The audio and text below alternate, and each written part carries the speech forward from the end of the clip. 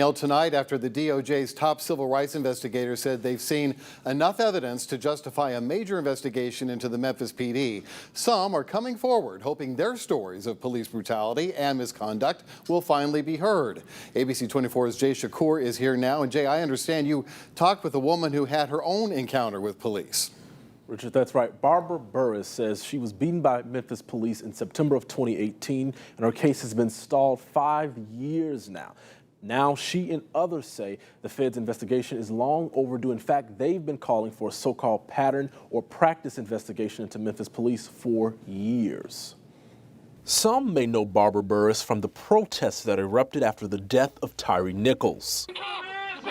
But Burris says it's her own experience with law enforcement that pushed her into advocating against police brutality here in Memphis. I wouldn't be an activist in the city of Memphis if it had not been for the Martavius Banks shooting. Burris joined frustrated protesters in September of 2018 as they demanded answers after the shooting of Banks. But during that demonstration, in an attempt to break up their protests, Barbara alleges she was beaten by officers. She says they rushed toward her and then... All of a sudden, I see these dark figures coming towards me.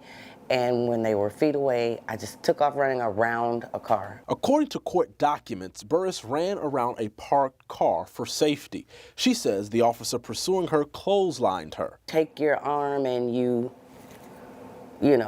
clothesline them around the neck. And I flipped over backwards, causing a concussion, rocks being stuck inside of my cheek. Rocks and gravel inside my mouth. It's now been nearly 5 years since the incident, and she says she still deals with it every day. I feel that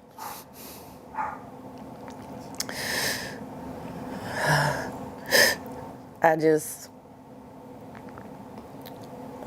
wish people would have screamed a little bit louder, not necessarily for me, but for justice. For the other people, the other victims. Now she's hopeful the DOJ investigation into MPD and the city of Memphis will bring justice to her and other stalled cases.